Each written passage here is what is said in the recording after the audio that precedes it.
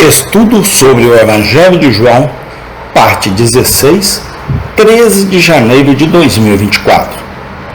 João, capítulo 4, do versículo 27 ao 30. O retorno dos discípulos. E nisto vieram seus discípulos e maravilharam-se de que estivesse falando com uma mulher. Todavia nenhum lhe disse: que perguntas? Ou, por que falas com ela? Deixou, pois, a mulher o seu cântaro e foi à cidade, e disse àqueles homens: vinde, vede um homem que me disse tudo quanto tenho feito. Porventura não é este o Cristo? Saíram, pois, da cidade e foram ter com ele. João 4, 27 e 30. Esses versículos continuam a conhecida história da conversão da mulher samaritana. Por mais curta que a passagem possa parecer, ela contém pontos de profundo interesse e importância. O mero mundano, que se importa nada sobre religião experimental, pode não ver nada de particular nesses versículos. Para todos os que desejam saber algo da experiência de uma pessoa convertida, eles serão encontrados cheios de coisas para pensar. Vemos, em primeiro lugar, nesta passagem, quão maravilhosos aos olhos do homem são os tratos de Cristo com as almas. É-nos dito que os discípulos maravilharam-se de que ele falasse com a mulher, que seu mestre se desse ao trabalho de falar com uma mulher e com uma mulher samaritana, e com uma mulher adúltera em um poço, quando ele estava cansado de sua jornada. Tudo isso foi surpreendente para os 11 discípulos. Era um tipo de coisas que eles não esperavam. Era contrário à sua ideia do que um professor religioso deveria fazer. Isso os surpreendeu e os encheu de surpresa. O sentimento demonstrado pelos discípulos nesta ocasião não está sozinho na Bíblia. Quando nosso Senhor permitiu que publicanos e pecadores se aproximassem dele e estivessem em sua companhia, os fariseus se maravilharam. Eles exclamaram: este homem recebe pecadores e come com eles. Lucas 15, 2. Quando Saulo voltou de Damasco, um homem convertido em uma nova criatura, os cristãos de Jerusalém ficaram surpresos. Eles não acreditavam que ele era um discípulo. Atos 9, 26. Quando Pedro foi libertado da prisão de Herodes por um anjo e levado à porta da casa onde os discípulos oravam por sua libertação, ficaram tão surpresos que não puderam acreditar que era Pedro. Quando ouviram, ficaram surpresos. Atos 12, 16. Mas por que devemos parar nos exemplos bíblicos? O verdadeiro cristão precisa apenas olhar ao seu redor neste mundo para ver abundantes ilustrações da verdade diante de nós. Quanta surpresa cada nova conversão ocasiona! Que surpresa se expressa com a mudança no coração, na vida, nos gostos e nos hábitos da pessoa convertida. Que maravilha é sentida pelo poder, a misericórdia, a paciência, a compaixão de Cristo. E agora, como era há 2000 anos. As relações de Cristo ainda são uma maravilha, tanto para a igreja quanto para o mundo. Se houvesse mais fé real na terra, haveria menos surpresa na conversão das almas. Se os cristãos acreditassem mais, esperariam mais e se entendessem melhor a Cristo, ficariam menos surpresos e surpresos quando ele chama e salva o principal dos pecadores. Não devemos considerar nada impossível. É considerar nenhum pecador como fora do alcance da graça de Deus. O espanto expresso nas conversões é uma prova da fé fraca e da ignorância destes últimos dias. O que deve nos surpreender é a incredulidade obstinada dos ímpios e sua perseverança determinada no caminho da ruína. Esta era a mente de Cristo.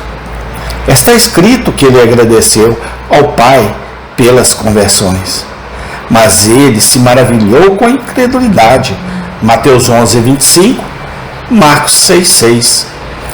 Vemos, em segundo lugar, nesta passagem, quão absorvente é a influência da graça quando ela entra no coração de um crente. É-nos dito que depois que nosso Senhor disse à mulher que ele era o Messias, ela deixou o seu cântaro e foi para a cidade, e disse aos homens: vinde, vede um homem que me disse todas as coisas que eu fiz. Ela havia saído de casa com o propósito expresso de tirar água. Ela havia carregado um grande recipiente para o poço, com a intenção de trazê-lo de volta cheio. Mas ela encontrou no poço um novo coração e novos objetos de interesses. Ela se tornou uma nova criatura. As coisas velhas passaram, todas as coisas se tornaram novas. Imediatamente, todo o resto foi esquecido, por enquanto. Ela não conseguiu pensar em nada além das verdades que ouvira e no Salvador que a encontrara. Na plenitude de seu coração, ela deixou seu pote de água e se apressou para contar aos outros. Vemos aqui o poder expulsivo da graça do Espírito Santo. A graça, uma vez introduzida no coração, expulsa velhos gostos e interesses. Uma pessoa convertida não se importa mais com o que antes se importava. Um novo inquilino está na casa. Um novo piloto está no comando. O mundo inteiro parece diferente. Todas as coisas se tornaram novas. Foi assim com Mateus, o cobrador de impostos. No momento em que a graça entrou em seu coração, ele deixou o recibo do costume, Mateus 9:9. Foi assim com Pedro, Tiago, João e André. Assim que se converteram, abandonaram suas redes e barcos de pesca. Marcos 1:19. Foi assim com Saulo, o fariseu. Assim que se tornou cristão, desistiu de todas as suas brilhantes perspectivas como judeu, a fim de pregar a fé que antes desprezava. Atos 9:20. A conduta da mulher samaritana era exatamente do mesmo tipo. No momento presente, a salvação que ela havia encontrado preenchia completamente sua mente, que ela nunca voltou para pegar seu pote de água seria mais do que temos o direito de dizer. Mas, sob as primeiras impressões da nova vida espiritual, ela foi embora e deixou seu pote de água para trás. Conduta como a aqui descrita é, sem dúvida, incomum nos dias atuais. Raramente vemos uma pessoa tão inteiramente ocupada com assuntos espirituais. Que a atenção aos assuntos deste mundo seja feita uma questão secundária ou odiada. E por que é assim? Simplesmente porque as verdadeiras conversões a Deus são incomuns. Poucos realmente sentem seus pecados e fogem para Cristo pela fé. Poucos realmente passam da morte para a vida e se tornam novas criaturas. No entanto, esses poucos são os verdadeiros cristãos do mundo. Estas são as pessoas cuja religião, como a da mulher samaritana, influencia os outros. Felizes são aqueles que conhecem algo por experiências dos sentimentos desta mulher e podem dizer com Paulo: eu considero todas as coisas como perda pela excelência do conhecimento de Cristo. Felizes são aqueles que desistiram de tudo por amor a Cristo, ou pelo menos alteraram a importância relativa de todas as coisas em suas mentes. Se o teu olho for único, todo o teu corpo será cheio de luz. Filipenses 3:8, Mateus 6:22. Vemos, por fim, nesta passagem, quão zeloso é uma pessoa verdadeiramente convertida e fazer o bem aos outros. É-nos dito que a mulher samaritana entrou na cidade e disse aos homens: Vinde, vede um homem que me disse todas as coisas que tenho feito. Não é este o Cristo? No dia da sua conversão, tornou-se missionária. Ela sentiu tão profundamente o maravilhoso benefício que havia recebido de Cristo, que não conseguia manter a paz com ele. Assim como André contou a seu irmão Pedro sobre Jesus, e Filipe disse a Natanael que havia encontrado o Messias. E Saulo, quando convertido, imediatamente pregou a Cristo. Da mesma forma, a mulher samaritana disse: Venha e veja Cristo. Ela não usou argumentos abstrusos. Ela não tentou nenhum raciocínio profundo sobre a afirmação de nosso Senhor de ser o Messias. Ela apenas disse: Venha e veja. Da abundância de seu coração, sua boca falou. O que a mulher samaritana que fez? Todos os verdadeiros cristãos devem fazer da mesma forma. A igreja precisa disso.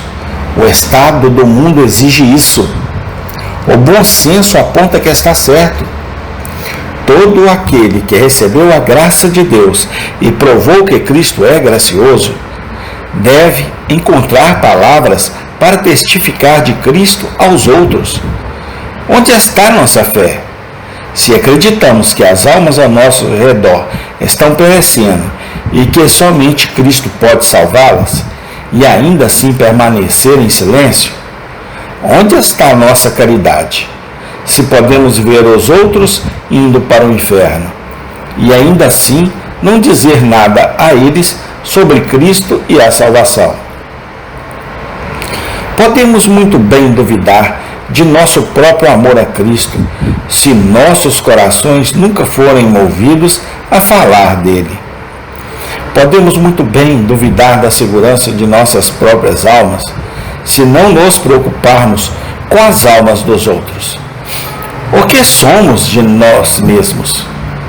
Esta é a questão, afinal, que exige nossa atenção. Sentimos a suprema importância das coisas espirituais e a nulidade comparativa das coisas do mundo.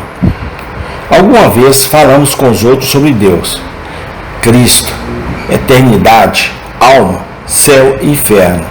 Se não, qual o valor da nossa fé? Onde está a realidade do nosso cristianismo? Tomemos cuidado para não acordarmos tarde demais e descobrir que estamos perdidos para sempre. Uma maravilha para anjos e demônios e, acima de tudo, uma maravilha para nós mesmos, por causa de nossa própria cegueira e loucura obstinada. Amém. Tem continuação. Senhor Deus, bondoso e eterno Pai, ensina-nos a pregar a Tua boa e santa palavra, Senhor. Nós te damos graça no nome do Senhor Jesus Cristo. Amém.